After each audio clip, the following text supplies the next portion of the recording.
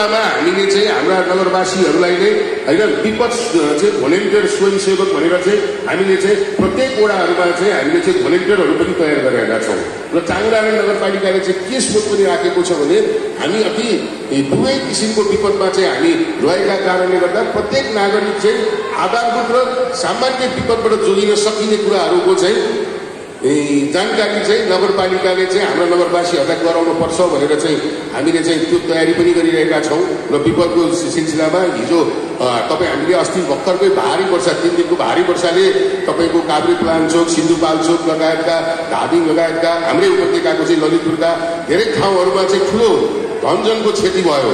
हाम्रो चाङरानी नगरपालिकाको पूर्व तयारी एकदम राम्रो थियो। हाम्रो विपद युनिटले चाहिँ प्रत्येक वडाका नागरिकहरूलाई चाहिँ अलर्ट गरिरहेका थियौँ यस्तो हुनसक्छ यो छ हामीले चाहिँ होइन भनेका कारणले गर्दाखेरि हाम्रोमा त्यो खालको चाहिँ पूर्व तयारी भएका कारणले गर्दाखेरि सामान्य क्षति सामान्य चाहिँ तपाईँको चाहिँ जुन हाम्रो बाटो पुलोहरू भत्किने बाहेक त्यस्तो खालको ठुलो विपत्तिबाट चाहिँ हामी चाहिँ बच्न सकेका छौँ र अब हामीले चाहिँ यो विपत्तिका लागि चाहिँ अलिकति हामी सचेत नागरिकहरू हामी युवा विद्यार्थी सबै नागरिकहरूले नगरपालिकाले पटक पटक तपाईँको चाहिँ एफएम मार्फत रेडियो मार्फत सोसल मिडिया मार्फत फेसबुक मार्फत नगरपालिकाले चाहिँ आफ्नो नगरपालिकाको वेबसाइट र हाम्रो चाहिँ सामाजिक सञ्जाल मार्फत हामीले चाहिँ विपदका चाहिँ गरेका क्रियाकलापहरू हामीले चाहिँ नियमित रूपमा चाहिँ समुदायमा चाहिँ हामीले फरवार्ड गरेर लगिरहेका पनि छौँ र अब हामीले चाहिँ मनसुन पूर्व तयारी प्रतिकार्य योजना पनि हामीले तयार गरेका छौँ। त्यो प्रतिकार्य योजना अनुसार नै हामीले चाहिँ वडागत रूपमा हाम्रा समुदायमा आबद्ध क्रियाशील हुनुभएका सङ्घ संस्था राजनीतिक दलका पार्टीका प्रतिनिधि साथीहरू लगायत समाजसेवी बुद्धिजीवीहरूलाई चाहिँ मार्फत हामीले समुदायमा हाम्रा नागरिकलाई चाहिँ सुरक्षित र सचेत राख्नका लागि विभिन्न कार्यक्रमहरू निरन्तर रूपले लिएर आइरहेका छौँ। त्यसका लागि ऐन बनाएका छौँ, नीति बनाएका छौँ, नियम बनाएका छौँ, कार्यविधि बनाएका छौँ।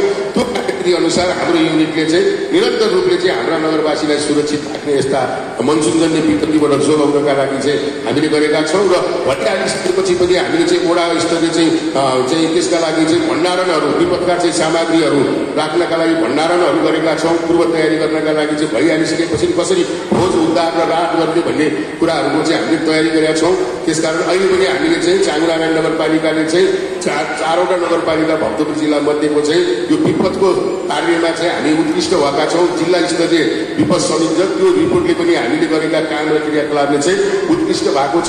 त्यतिले अझ पुगेका छैन। अब प्रत्येक नागरिक र हामी विद्यार्थीहरू पनि चाहिँ विपद कस्ता खालका आउँछन् र के हुन्छ र आफ्नो अभिभावकहरूलाई पनि तपाईँहरूले चाहिँ यस्तो अवस्थामा हामीले यो गर्नुपर्छ यो तयारी गर्नुपर्छ भन्ने कुरामा चाहिँ प्रत्येक घरमा चाहिँ हाम्रा पर्न आइपर्ने विपत्तिहरूबाट हामी चाहिँ सुरक्षित सचेत रहेर भइसकेपछि पनि त्यसलाई कसरी चाहिँ हामीले चाहिँ पुनर्स्थापन गर्ने भन्ने कुरामा चाहिँ आत्मबललाई चाहिँ बलियो बनाएर चाहिँ हामी लिएर जानको लागि चाहिँ हामीले चाहिँ नगरपालिकाले चाहिँ हाम्रा नागरिकहरूलाई चाहिँ त्यो खालको चाहिँ सम्प्रेषण त्यो खालको तयारी प्रक्रियागत विधिसम्म हामीले गरिरहेका छौँ।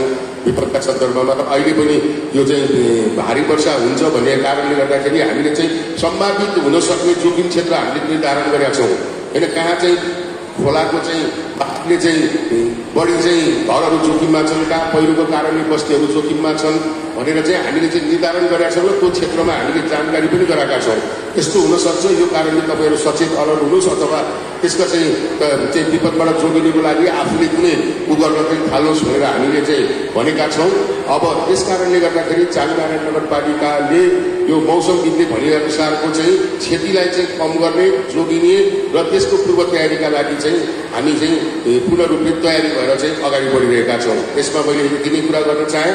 त्यसै गरी हाम्रो दोस्रो प्रश्नकर्ता सभासदले राख्नुभएको कुनै पनि ठाउँमा सरकारी जग्गाहरू व्यक्तिको नाममा नामसारी भएका छन् भनेर समाचार पढ्न पाइन्छ। यसले मन अलि भारी हुन्छ।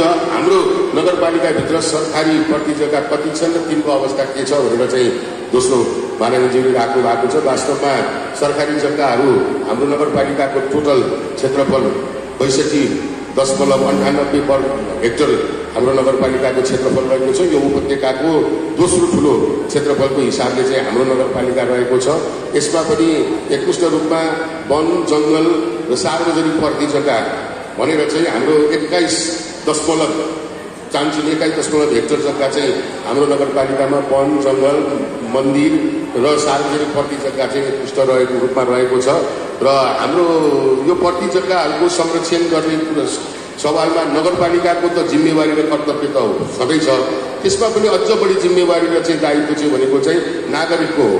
त्यही भएर अलिकति हामी विकासमा चाहिँ अलिकति हामी चाहिँ सोचमा अलिकति पछाडि परेका छौँ। मेरो घर अगाडिको पर्ने जग्गा छ भने त्यसलाई चाहिँ मैले 2 महिना एक पाती चामल आइहाल्छ, धान आइहाल्छ, मकै आइहाल्छ भनेर मैले आफैले चाहिँ यो मिच्ने चलन छ। र अनि नगरपालिकाले पनि एउटा स्पष्ट नीति बनाएको छ कि यो पर्ने जग्गा कसै व्यक्तिहरूले त्यसको चाहिँ प्रयोग र कसैले आफ्नो नाममा ल्याउन पाउँदैन। तपाईँहरूले पनि सुन्नु भएको छ, कोही कसैको निलुमत्वले केही लाभका कारणले चाहिँ कसैलाई झुकाएर चाहिँ पर्ने जग्गा चाहिँ आफ्नो नाममा ल्याएको छ भने पनि त्यो चाहिँ हामीले थाहा पायौँ भने, मुद्दामा गयौँ भने त्यो चाहिँ उसले चाहिँ जरिवाना र चाहिँ सजायसहित पाएर चाहिँ त्यो पर्ने जग्गा चाहिँ ल्याएको छ भने पनि चाहिँ त्यसलाई चाहिँ पुनः हामीले सार्वजनिक जग्गामा हामी ल्याउन सक्छौँ। र अब हामीले चाहिँ यो पर्ने जग्गाको संरक्षण गर्न नगरपालिकाले नीति बनाएको छ।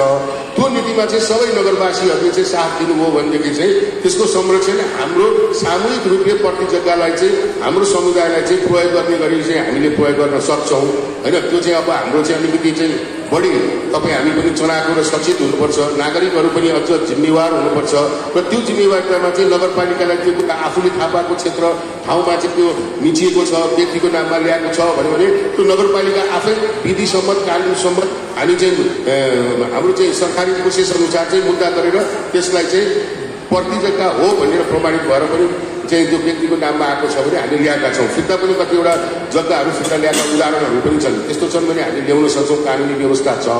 र हाम्रो अवस्था चाहिँ अब यो पर्ने जग्गाहरू धेरै छन्, वन जङ्गललाई जोगाउनु छ र पर्ने जग्गा चाहिँ हामीले हाम्रो समुदायलाई र सामूहिक रूपमा हितमा हुनका लागि हामीले प्रयोग गर्न सक्छौँ। यहाँ अहिले अलिक पछिको जवाफमा पनि जोडिन्छ, हाम्रो फुटबल ग्राउन्ड भएन, खेल मैदान भएन भन्ने कुरामा पनि हो। यस्ता चिजहरू चाहिँ सार्वजनिक पर्ने जग्गाहरू चाहिँ ठुलो मात्रामा रहेको छ भने समुदायलाई नै चाहिँ फाइदा हुने, सामूहिक रूपमा राम्रो हुने चिजलाई चाहिँ हामीले व्यवस्थित रूपले प्रयोग गरेर चाहिँ लिएर जान सक्छौँ।